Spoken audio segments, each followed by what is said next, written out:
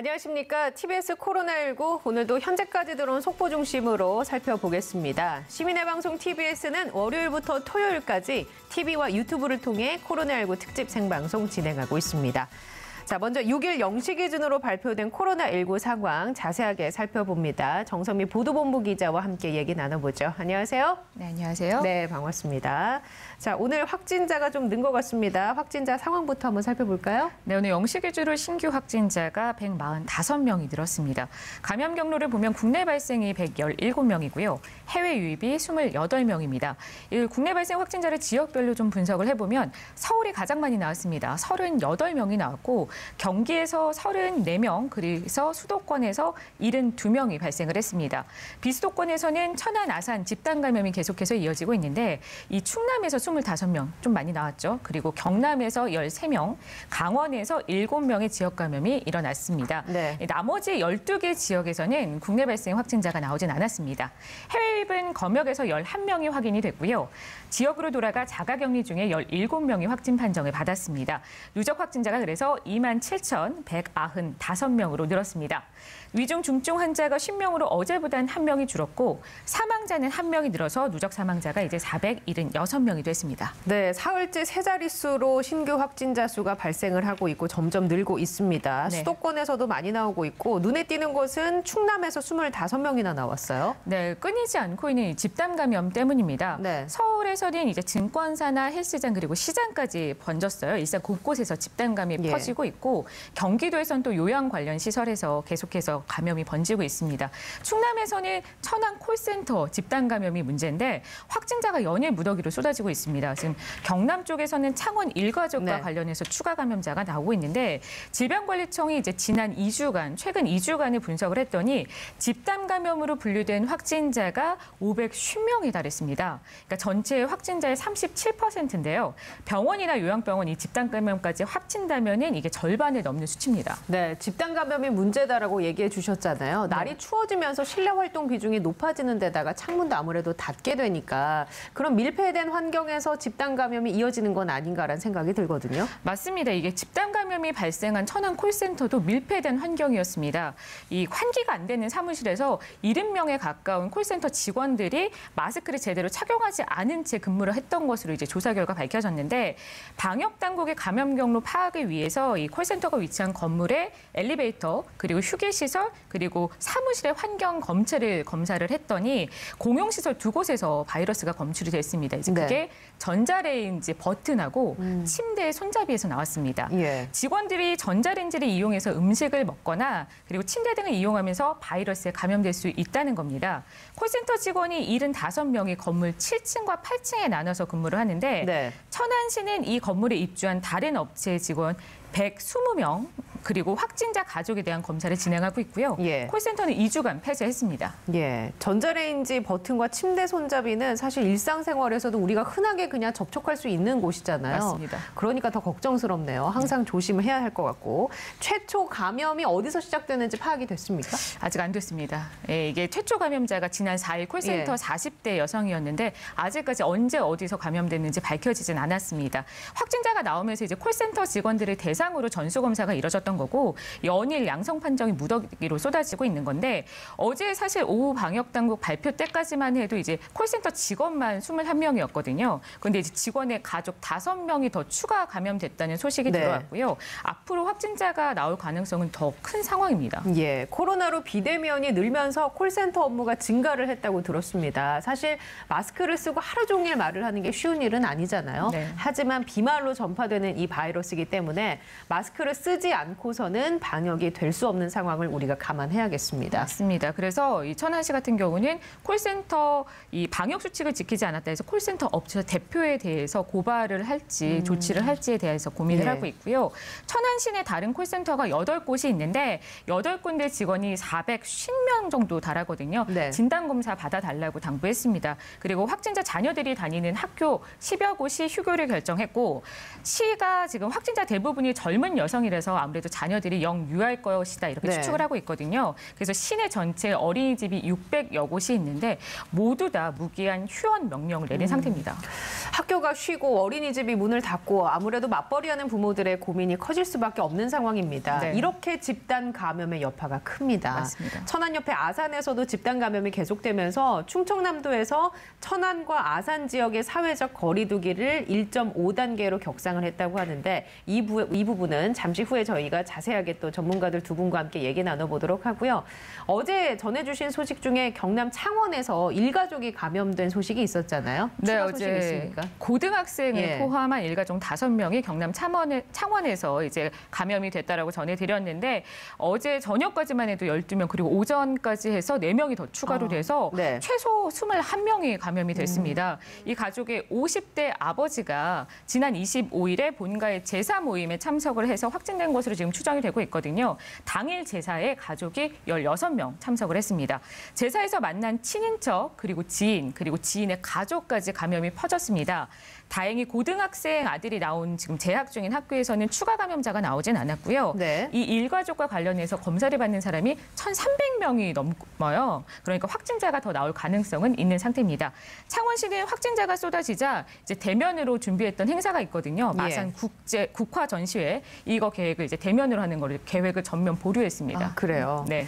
언론사 기자와 관련해서도 추가 감염이 있었다고요. 네, 고 이건희 삼성 회장 그 장례식장 관련한 감염은 아니고요. 대부분 정재계 인사들의 음성 판정을 받고 있는데 예. 최초 확진된 경제신문사 그 기자와 동료 3명이 감염이 되지 네. 않았습니까? 그리고 이후 서울시청에 협력하는 업체 직원, 기자의 가족 2명이 감염이 잇따라 됐고 가족의 지인 1명까지 총 7명의 감염이 일어났습니다.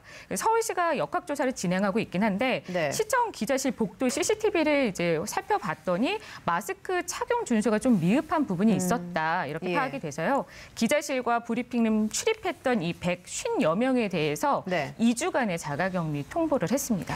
그 장례식장을 방문한 사람이 1,000명이 넘잖아요. 맞습니다. 일단 그렇기 때문에 더 지켜봐야 하겠지만 추가 확진자가 나오지 않기를 바랍니다. 네. 그리고 앞서 전해주신 소식 중에 서울에서는 증권사, 헬스장, 시장을 비롯해서 일상 곳곳에서 다양한 감염이 일어나고 있다고 해주셨잖아요. 네. 구체적으로 살펴볼까요? 서울의 영등포구의 한 증권사입니다. 지난 1일에 첫 확진자가 발생을 했고 직원과 가족이 잇따라 감염되고 있습니다. 양성 판정 받으면서 지금 새로운 집단 감염으로 분리가 됐고요. 네. 증권사 직원, 가족 포함해서 최소 11명의 확진자가 나왔습니다. 분당중학교를 시작으로 헬스장으로 번진 집단 감염이 어제 이제 독서 모임까지 퍼졌다라고 전해드렸는데 네. 이게 또 식당까지 퍼졌습니다. 헬스장을 이용했던 사람이 이용했던 그 방문을 했던 식당에 종업원 2명이 추가로 감염되는 사실이 확인이 됐습니다. 네. 대면 중간고사를 본 고려대생 1명도 추가 감염 소식이 있는데요. 고려대 건물 3개가 임시 폐쇄되는 등 이런 방역 조치가 이뤄졌고요. 또 서울대에서도 관악 캠퍼스에서 확진자가 나오면서 공과대학교 건물이 일부 폐쇄되고 방역이 이뤄졌습니다. 또 경기도 쪽에서는 요양병원 관련 확진이 계속 이어지고 있는데 네. 군포병원과 안양시 요양병원 이 관련 확진자가 이젠 80명을 넘었습니다. 그리고 광주의 SRC 집단 관련과 관련해서는 누적 확진자가 160명까지 기록됐습니다.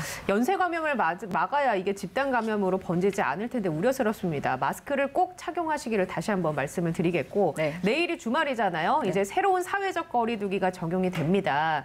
수도권 감염이 줄지 않고 있어서 이게 1단계가 유지가 될까 우려하시는 분들도 계실 것 같은데 어떻습니까?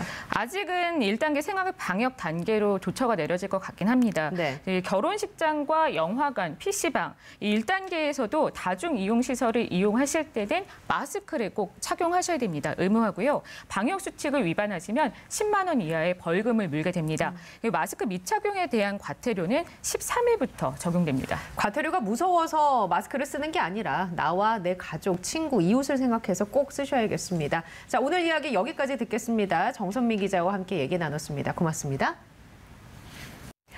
네, 계속해서 국내외 코로나19 상황 더 자세하게 전문가 두 분과 함께 살펴보겠습니다. 백순영 카톨릭대 의대 명예교수 자리에 모셨습니다. 안녕하십니까? 안녕하세요. 네, 그리고 강양구 과학전문기자도 함께합니다. 반갑습니다. 네, 안녕하십니까. 자, 오늘 신규 확진자가 145명이 발생했습니다. 앞서서도 전해드렸지만 장례식장, 콜센터, 식사 모임, 때와 장소를 가리지 않고 여기저기서 일상적인 감염이 이어지고 있는데요. 교수님이 보시기에 중증 환자만 늘지 않는다면 이 정도 수준은 우리가 우리 방역 체계 안에서 관리가 되는 수준이라고 보십니까? 글쎄요, 이게 지금 상황만으로 보면은 방역 당국에서는 통제하기가 더 어려운 상황이겠죠.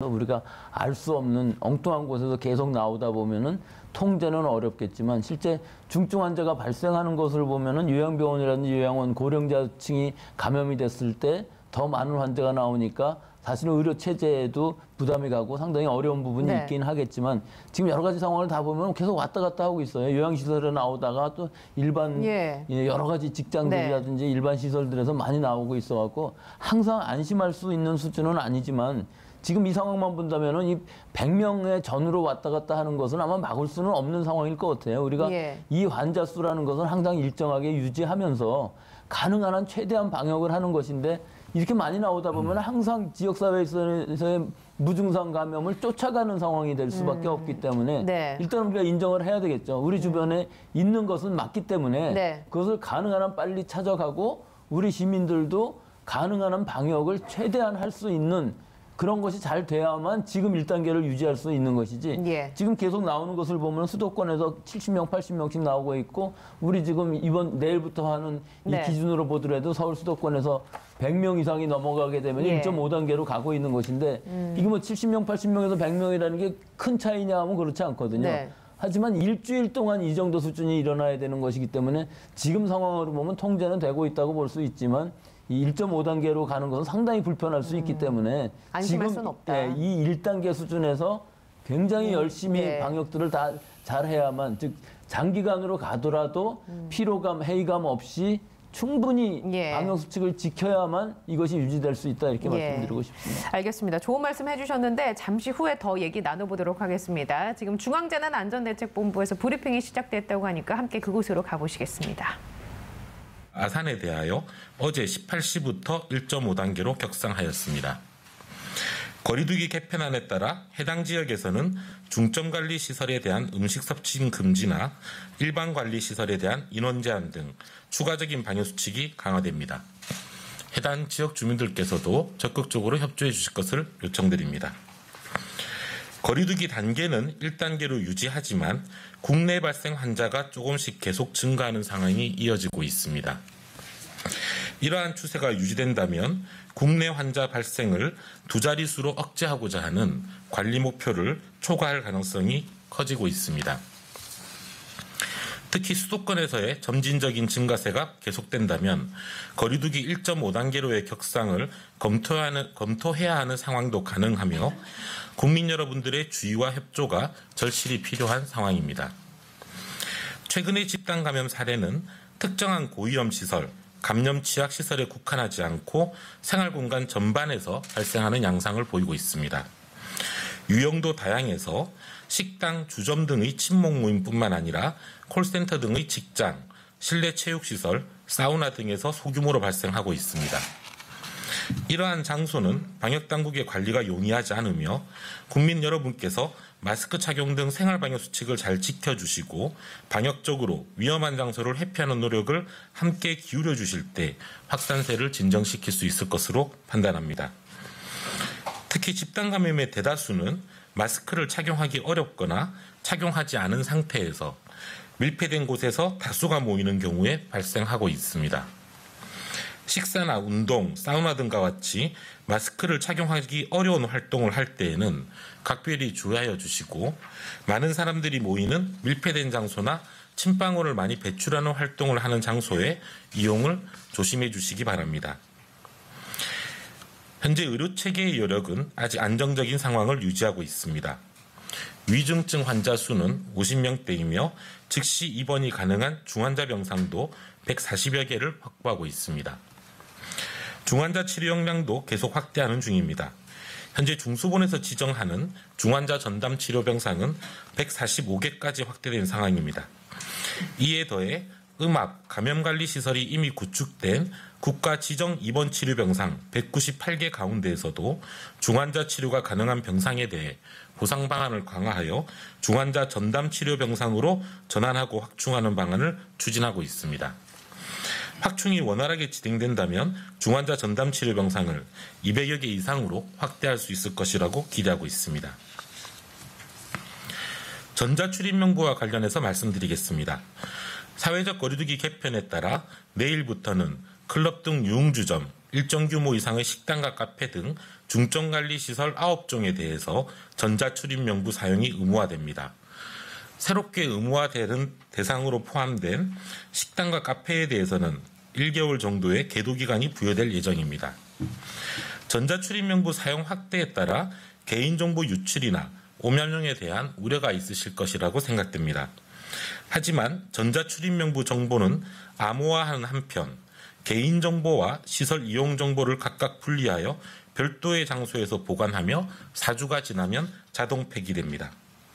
오직 역학조사 과정에서 시설에서의 접촉자 확인을 위해 필요한 경우에만 분리되어 있던 개인정보와 시설 이용정보를 합하여 활용하기에 철저한 보안이 이루어지고 있다는 점을 함께 말씀드리겠습니다.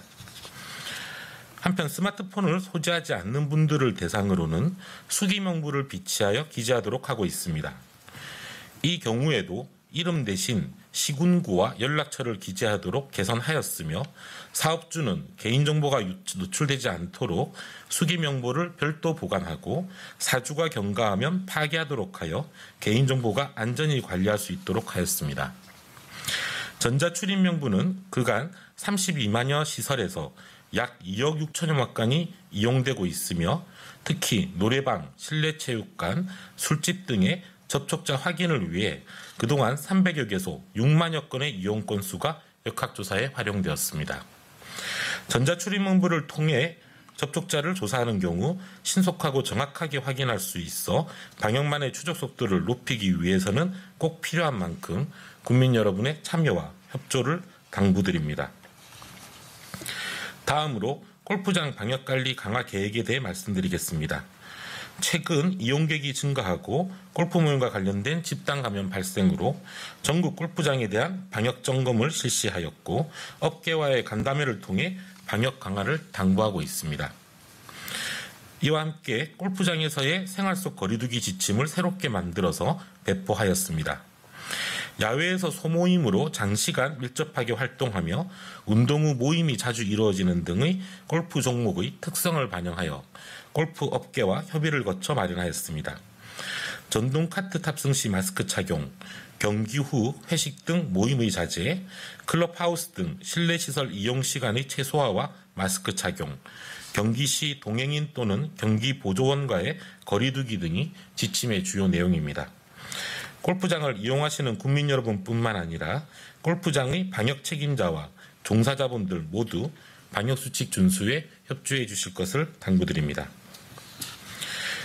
코로나19 피해로 소득이 감소한 저소득 가구에 대한 긴급 생계 지원에 대해 안내 말씀을 드리겠습니다. 소득 감소 여부만 확인하고 신청 절차를 간소화하는 등 제도를 개선하면서 취약계층을 적극 발굴하는 노력을 통해 위기 가구에 대한 긴급 생계 지원의 신청은 증가하는 중입니다. 그렇지만 추가 대상자 발굴이 필요한 지자체는 지속적으로 대상자를 발굴 지원할 필요가 있어 이 신청 기간을 11월 20일 18일까지로 2주간 더 연장하고자 합니다. 구체적인 신청 일정은 지역별로 다를 수가 있어 코로나19로 어려움을 겪으시는 분들께서는 해당 지자체에 문의하시고 읍면동 주민센터에서 신청하시기를 당부드립니다. 지속 가능한 거리두기 체계로의 개편은 방역 통제를 완화하는 것이 아니라 보다 효과적이고 정밀한 방역, 장기간 실천할 수 있는 방역으로 전환하기 위한 목적입니다. 국민 모두가 방역수칙을 철저히 준수하며 지금 1단계를 유지하는 것이 가장 최선의 결과입니다. 이를 위한 국민 여러분의 노력과 협조를 당부드립니다. 정부도 내일부터 시행되는 거리두기 개편안을 좀 더 명확하고 알기 쉽게 전달하여 현장의 혼란을 줄이고 국민들께서 적극적으로 실천할 수 있도록 노력하겠습니다. 감사합니다.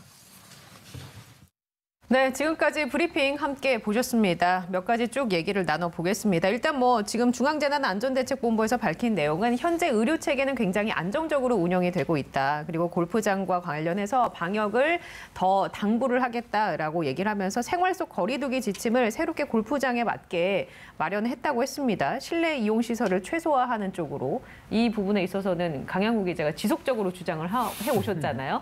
그 운동 자체의 문제보다는 어떤 식사를 같이 한다든지 실내 이용 공간을 같이 활용한다든지 이게 문제라고 얘기를 해주셨잖아요. 이제 제가 생각하기에는 전혀 현실성이 없는 그 대응이라는 생각이 드는데요. 일단은 그 골프 운동을 할 때는 바이러스 감염 가능성이 거의 없습니다. 이제 그때 바이러스 전파가 이루어지는 것이 아니라 카트를 같이 타고 이동을 할 것 아니에요? 걸어만 다니지는 않을 것 아닙니까? 그리고 또 중간중간에 저는 골프를 안 쳐서 모릅니다만은 치신 분들 이야기를 들으면은 음료수를 먹거나 간단히 맥주를 한잔 하거나 하는 장소에서는 어쨌든 간에 마스크를 벗고 대화를 나누거나 이런 일이 분명히 있을 테고요.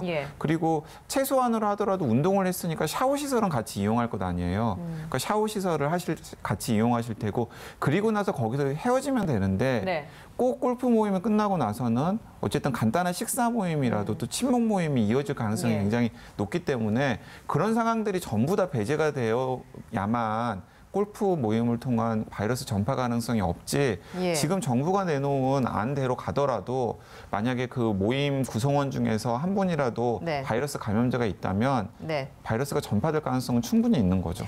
일단은 그런 지침조차 없었었는데 마련이 됐다라는 것은 긍정적으로도 볼 수 있지 않나 생각합니다. 그건 당연히 또 해야 될 일입니다. 왜냐하면 이 골프 모임을 통해서 집단 감염이 계속해서 나타나고 있으니까 지금 사실은 거의 관리의 사각지대였는데 저는 왜 관리의 사각지대였는지도 좀 의문이에요. 왜냐하면 다른 곳 같은 경우에는 조금만 집단 감염이 소규모 나타나도 막 차단을 하거나 아니면 고위험 시설로 지정을 하잖아요. 근데 골프장 같은 경우에는 벌써 2차례, 3차례 정도의 집단 감염 사례가 나타났는데도 계속해서 관리를 미적거렸거든요. 조금 늦은 감이 없지 않다. 예, 알겠습니다. 자, 지금 걱정스러운 상황 중에 하나가 천안 콜센터 관련 확진자 상황입니다. 굉장히 속도가 빠르게 번지고 있는 것 같은데 안타까운 점은 올 초 구로구 콜센터 집단 감염에서 우리가 많은 것을 경험을 했었잖아요. 그럼에도 불구하고 유사한 상황이 또 나오고 있습니다. 이게 왜 이렇게 개선이 어려운 걸까요? 제가 생각하기에는 이제 방심과 그리고 바이러스 확산이 맞물린 결과라는 생각이 드는데요. 일단은 그 천안 콜센터 같은 경우에는 방역 당국이 그 확인한 바에 따르면은 콜센터에서 당연히 지켜야 될 방역 지침이 상당히 지키지 않았다라는 사실이 확인이 되었습니다. 그러니까 수도권에서는 계속해서 확진 환자들이 많이 나오고 있었고 또 구로 콜센터 이후에도 다양한 콜센터 감염 사례들이 있었기 때문에 많은 콜센터에서 방역 지침을 굉장히 강력하게 준수를 하고 있는 상황이었는데 지역만 내려가도 지역의 확진 환자 숫자가 적고 또 지역의 바이러스 밀도가 적다라고 안심을 하다 보니까 자연스럽게 이런 충분히 집단 감염이 일어날 수 있는 시설에서도 제대로 된 방역 지침이 지켜지지 않은 것이고요. 그 대표적인 사례가 이번에 집단 감염 사례가 나타난 천안 콜센터라고 보면 될 것 같습니다.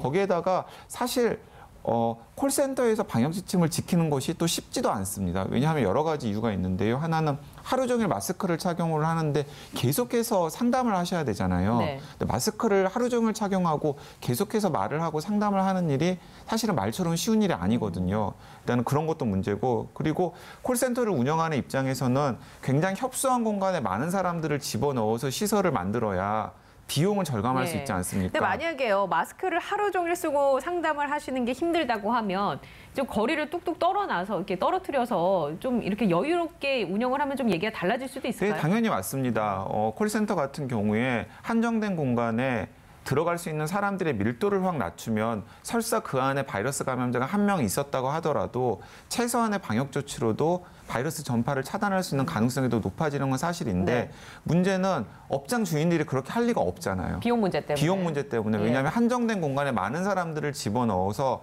놓고 많은 시설들을 가동을 해야 수지를 맞출 수가 있을 텐데 만에 하나 있을지 모르는 바이러스 차단을 막기 위해서 그런 비용을 들일 가능성이 굉장히 낮기 때문에 문제가 되는 것입니다. 이런 여러 가지 요인들이 복합적으로 작용을 해서 앞으로도 콜센터에서는 문제들이 많이 생길 수 있을 가능성이 높아 보입니다. 이런 콜센터 관련해서 확진자가 계속 이렇게 나오고 있잖아요. 교수님이 보시기에 현실적인 대안이 있다면 어떤 게 있다고 또 뭐 현실적인 대안은 사실 콜센터 같은 경우는 시스템만 완비된다면은 반 정도는 재택근무를 해도 상관이 없거든요. 결국은 전화를 통해서 콜센터를 네. 운영하는 방식이니까. 그런데 영세한 업체들에 있어서는 그 부분이 좀 어려운 것 같아요. 그래서 근본적인 해결 방법이라 하면은 이런 좀 취약 시설들에 대해서는 정부에서 어느 정도 그런 시스템을 마련하는 방식들을 좀 보조를 해주고 또 어떻게 하면 되는지에 대한 여러 가지 제안도 해주고 하는 것들이 필요한 상황인 것으로 보는데 지금 서울 수도권 지역에서는 그런 부분들이 잘 이루어지고 있어서 더 이상 나오지는 않고 있는 상황이지만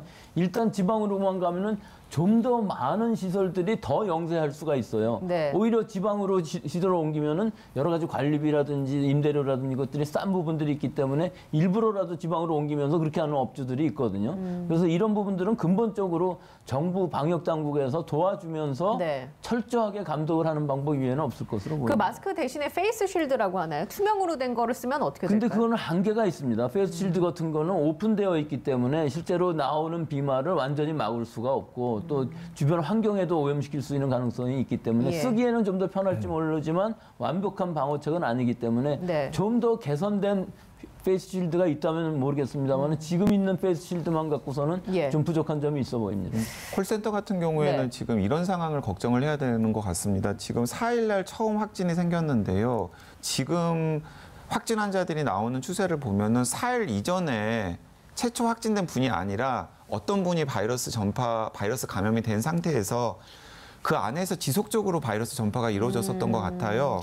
주고받고 하는 식으로. 그래서 이미 최초 확진 환자가 나오기 전에도 굉장히 많은 수의 바이러스 감염자가 같은 공간에 있었을 가능성이 크고요. 이제 그분들이 계속해서 바이러스를 내놓으면은 진짜 산밀 환경에서 실내 공기에서 바이러스 밀도가 높아지는 전형적인 사례가 되기 때문에 그런 사례에서는 지금 현재 페이스 쉴드로는 부족하거든요. 일단 뭐 전면 그쪽이 락다운이 됐다고 하니까 폐쇄 조치가 됐다고 하니까 더 이상은 나오지 않기를 바랍니다. 그 지역과 수도권의 차이에 대해서도 좀 지적을 해주신 것 같은데요. 충남 천안과 아산 지역의 사회적 거리두기 단계는 어제 오후 6시부터 1.5단계로 격상이 됐습니다. 자, 그럼 이렇다면 수도권에서는 과연 어떤 결정이 나올 수 있을까? 이 부분도 좀 관심사거든요. 네, 제가 생각하기에는 수도권에서는 계속 1단계를 유지할 가능성이 굉장히 커 보입니다. 왜냐하면 방역당국이 일관되게 이 5단계 지침을 내놓으면서 수도권의 상황과 그리고 지역의 상황을 다르게 접근을 하겠다라는 방침을 계속해서 밝혔었고요. 지역 같은 경우에는 크게 두 가지 기준이 있습니다. 하나는 무엇이냐면 일주일 동안 평균 확진 환자가 30명을 넘어서거나 혹은 더블링처럼 그러니까 어제 나온 확진 환자 숫자와 오늘 나온 확진 환자 숫자를 비교했을 때 2배씩 늘어나는 양상이 보이고 거기에다가 그렇게 환자들이 쏟아졌을 때 그 지역에 위중 환자나 중증 환자를 케어할 수 있는 시스템이 부족한 상황이 생기면 단계를 격상하겠다라고 이야기를 했는데 천안 아산 같은 경우에는 지금 정확하게 그런 상황에 맞춤합니다. 하지만은 수도권 같은 경우에는 계속해서 확진 환자들이 늘어나고 있는 추세이긴 합니다만은 100명 이하죠. 일주일 동안의 평균 확진 환자가 아직은 100명 미만이고 그리고 아까 이 브리핑에서도 확인할 수 있었듯이 방역 당국이 계속해서 수도권의 중증 이중 환자를 케어할 수 있는 의료 체계는 아직까지는 여유가 있다라고 하는 방침을 계속해서 내놓고 있기 때문에 일단 내일부터 시작하는 단계 조정에서 수도권은 1단계를 유지할 것 같고요. 웬만해서는 수도권은 안 올리려고 할 것 같습니다. 그게 걱정이 되는 상황이에요. 왜냐하면 이게 지금 정부는 이렇게 생각하는 것 같습니다. 그러니까 100명이 계속 유지가 된다 그러면 그리고 또 그 100명 중에서 위중 환자나 중증 환자가 많이 나오는 케이스가 적다면은 지금의 의료 체계로도 충분히 막을 수 있다라고 생각을 하는 것 같은데 그 100명을 유지하기가 참 어렵거든요. 왜냐하면 100명을 유지하려면 더 눌러야 100명이 유지가 되는 건데 지금의 이렇게 느슨하게 해놓은 상태에서 100명을 계속 유지하는 게 쉽지 않다. 쉬울까? 어려울 것 같습니다. 그래서 걱정입니다. 어떠세요, 교수님은? 예, 이 100명이라는 숫자가 뭐 두 자리에서 세 자리 왔다 갔다 하는 숫자인데 지금 상황으로 보면 억지로 겨우겨우 유지되는 상황이고 아슬아슬하고 어디선가 집단 발생이 터지게 되면은 사실은 수백 명 올라가는 거 금방일 수가 있어요. 지금 우리가 알 수 없는 콜센터 같은데 이 갑자기 안에서 많은 확산이 일어나 있는 상황에서 결국은 지금 그걸 통제한다 할지라도 주변에 있는 지역사회에 벌써 N차 감염이 일어날 수도 있는 상황이거든요. 이것이 서울 수도권인 경우에서는 더 심각할 수가 있기 때문에 지금 7, 80명, 뭐 100명 유지되는 이 서울 수도권의 상황이라는 것이 이게 안심할 상황은 절대로 아니고 더구나 계절이 지금 점점 추워지는 계절로 가면서 상황은 좀 더 악화될 것이지 이 100명이 유지되지는 않을 것으로 보이고 적어도 100명, 200명 사이에서 잘만 유지만 된다 하더라도 통제가 가능하다고 보는 것인데 이것이 이제 우리 그 다음 단계인 뭐 400명, 500명, 800명, 1000명 이 정도로 가지 않게끔 하는 방역이 지금 제일 중요한 시기고 지금 겨울로 들어가는 초입에 11월, 12월이 제일 중요하다고 하겠습니다. 바이러스가 우리 마음처럼 움직여주질 않으니까요. 참 걱정입니다. 그 명언이 있습니다. 바이러스의 시간은 바이러스가 결정한다. 너무 끔찍한 얘기네요. 네. 예. 자, 미국 대선 열기로 뜨거운 미국 얘기도 한번 해보겠습니다. 역대 최고 투표율을 기록한 미국 대통령 선거 직후에 코로나19 일일 신규 확진자 규모가 사상 최다를 기록했습니다. 마스크를 쓰지 않은 채 투표하고 나오는 멜라니아 사진도 참 저는 낯설게 느껴졌었는데요. 새삼 우리나라는 그래도 그 철저하게 투표할 때도 방역을 지키면서 투표를 했었잖아요. 네, 비교가 그렇습니다. 되더라고요. 네, 지난 총선 때를 염두에 둔다 그러면은 진짜 마스크 착용하고 비닐 장갑 끼고 그리고 발열 체크하고 손 체크하고 소독하고 몇 차례에 걸쳐 가지고 방역 단계를 거쳐야만 투표를 할 수 있었잖아요. 그래서 총선 때 그렇게 많은 접촉과 이동이 있었음에도 불구하고 총선 집단 감염은 하나도 있지 않았습니다. 그러니까 사실은 이 총선 때를 염두에 둔다면은 준비된 방역이 가동을 하면은 코로나19 바이러스의 전파를 충분히 차단할 수 있다라는 사례를 우리나라에서 경험을 했고 또 전 세계에 보여줬던 것이거든요. 그게 어떻게 보면 선제적으로 우리가 대응을 했기 때문에 안 나오지 않았을까요? 네, 투표장은 그렇습니다. 많이 몰릴 것이다. 그렇기 때문에 이렇게 체계적으로 해야 한다라는 게 있었잖아요. 그러니까 이제 미국 같은 경우에는 하루 확진 환자 숫자가 10만 명에 육박하거나 혹은 10만 명을 넘어서거나 이런 상황에서 지금 대선이 진행이 되었지 않습니까? 그래서 대선발 집단 감염이 또 더 나올 수도 있다. 나올 가능성이 있습니다. 참 안타깝네요. 차기 대통령의 가장 시급한 숙제가 이 코로나 팬데믹을 어떻게 극복하느냐 이거일 텐데 조 바이든 민주당 후보 코로나 방역을 정책 1순위로 내세웠었습니다.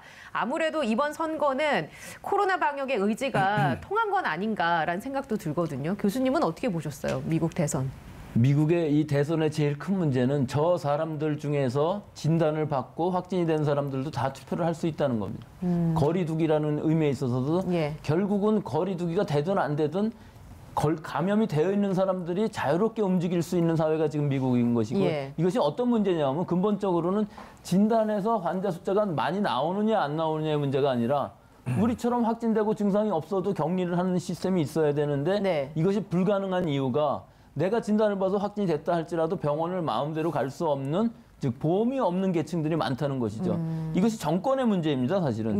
민주당하고 공화당 정권의 차이가 오바마 케어라고 그래서 민주당에서 이것을 만들었었어요. 오바마 대통령 시절에. 그래서 2014년부터 실시가 됐었는데 이 상황이 한 2만 불에서부터 10만 불, 9만 불 정도의 수입을 가지는 사람들을 대부분 공적인 이 보험을 할 수 있게끔 하겠다.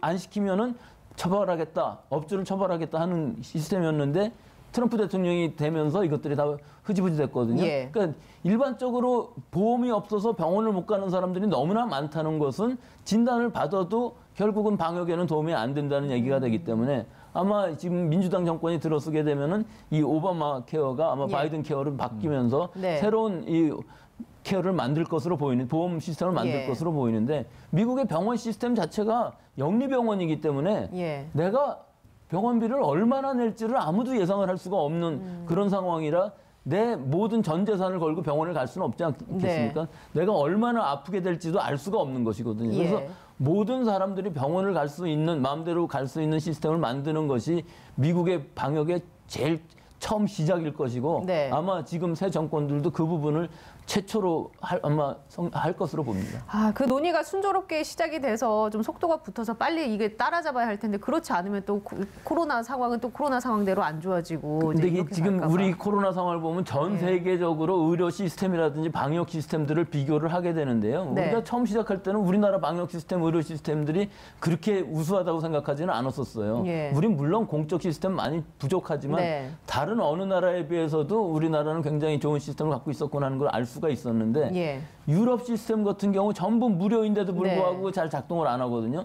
미국 시스템은 전부 유료이고 굉장히 비싼데 처음 진단부터 아예 안 됐었고요. 지금도 마찬가지입니다. 진단 수는 엄청나게 많기 때문에 사실은 확진자 수가 많이 나오는 것은 이 트럼프 대통령의 말이 틀리지는 않아요. 그렇지만 그렇게 많이 나오는 것을 통제를 할 수가 있어야 되는데 전혀 통제는 없이 그냥 그대로 바이러스가 정하는 대로 가는 거거든요. 이런 상황은 지금 이 방역이라고 할 수는 없기 때문에 이 오바마 정권 때 했던 이 케어, 메디케어 또는 메디케이드 같은 것 이외에 그러니까 아주 가난한 사람들이나 아주 약한 사람들은 오히려 괜찮습니다. 갈 수 있습니다. 하지만 이 중산에 있는 흑인 계층 같은 사람들은 대부분 보험이 없기 때문에 이 문제를 해결하는 것이 제일 먼저인데 이것이 시간이 지금 코로나 지금 한참 상승하고 있고 최악의 상황으로 가고 있는데 지금부터 정책을 만들어서 한다 그러면 적어도 5, 6년 이상은 걸릴 텐데 이것은 엇박이 나지 않을까. 엇박자가 나는 상황이 될 것으로 보입니다. 그럼 앞으로 어떻게 보세요? 미국 상황 어떻게 될 거라고 보십니까? 바이든이 이제 뭐 거의 확정적인 것 같은데 취임한 이후에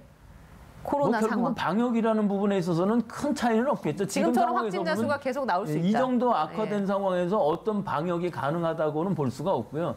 결국은 거의 자연 면역에 가까운 상황, 집단 면역에 가까운 상황으로 돼서 좀 수그러들지 않을까 하는 것이 이제 겨울 지나면서 그런 상황이 될 것인데 여기에 백신이 이제 큰 관건을 갖고 있겠죠. 이게 게임 체인저가 될 수 있기 때문에 가능한 한 빨리 백신을 좀 위험하더라도 미국 국민들은 아마 많이 맞힐 겁니다. 그래서 우리는 그것을 그 상황을 보면서 결정하고 어느 것이 좋은가 안전한가 그런 것들을 잘 보면서 결정할 수 있는 위치에 있다고는 볼 수 있습니다. 그 우리나라에서는 코로나19 백신 치료제 공급을 위한 강제 실시권이 국회 입법을 통해서 추진이 된다고 하는데 이게 좀 낯설거든요. 강제 실시권이라는 게 어떤 건가요? 강제 실시권이라는 얘기는 간단한 얘기입니다. 누가 특허를 가지고 있는데 그 특허를 그냥 무단으로 사용하겠다는 것, 즉 오리지널 약이라는 것이 있는데 비해서 카피약이라는 것이 있거든요.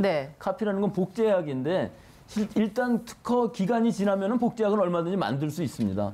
근데 특허 기간이 지나기 전에 우리 급하니까 먼저 만들겠다고 하는 것이 강제 실시권이거든요. 그러니까 전 국민의 보건위생상의 위기가 생겼을 때에는 한번 그렇게 할 수도 있습니다. 근데 여기에 큰 문제가 뭐냐면은 일단 이것을 한번 하고 나면 우리가 만든 특허들도 다 무시하게 될 수가 있는 거죠. 선례를 남기기 때문에. 그렇기 때문에 굉장히 조심스럽게 접근해야 되는 부분이고요. 우리나라 법에도 사실은 이게 있습니다. 지금. 있는데 이것을 지금 민주당에서 개정을 했다고 그러는데 개정안을 발의했다고 그러는데 어느 정도 더 강력하게 개정을 해야 될 것인지 별로 사용할 수 있는 법이 아니기 때문에 이 부분 좀 조심스럽게 접근해야 될 부분이라고 봅니다. 다른 나라도 보니까 강제 실시를 위한 법 개정에 나섰다고 하더라고요. 네, 왜냐하면은 세계 무역기구 무역 관련 지적 재산권에 관한 트립스 협정 제31조에서 규정을 하고 있어요. 그러니까 세계 무역기구에 가입되어 있는 나라들은 다 강제 실시권을 법 조항으로 두고 있습니다. 그런데 어느 정도 수준으로 어느 정도 범위에서 강제 실시권을 일상적으로 할지가 문제인 것 같은데요. 방금 교수님께서 말씀하신 것처럼 이걸 함부로 발동하기 시작하면 어떤 일이 생기냐면은 예를 들어서 한국에서 무엇인가 신약을 만들면 다른 나라에서 그 특허 무시하고 다 강제 실시권 발동해가지고 복제약 만들어가지고 쓸 수 있는 상황이거든요. 그렇기 때문에 굉장히 까다롭고 그리고 굉장히 위기 상황이라는 조건들을 촘촘하게 만들어야 이 강제 실시권의 부작용을 최소한으로 하면서 도입을 할 수 있을 텐데 더불어민주당의 박홍근 의원이 얼마나 고민을 하고서 이 강제 실시권과 관련된 개정안을 내놓았는지에 대해서는 조금 면밀하게 전문가들이 살펴볼 필요가 있다고 생각합니다. 잘못하면 선무당에 사람 잡을 수 있습니다. 알겠습니다. 자, 오늘 두 분과 함께 얘기 나눴는데요. 시간 관계상 여기까지만 해야 할 것 같습니다. 중요한 얘기가 많이 나왔었는데 다음에 또 모셔가지고 얘기 나눠보도록 하고요. 저는 여기서 인사드리겠습니다. 건강한 하루 되시기 바랍니다. 시청해주신 여러분 고맙습니다.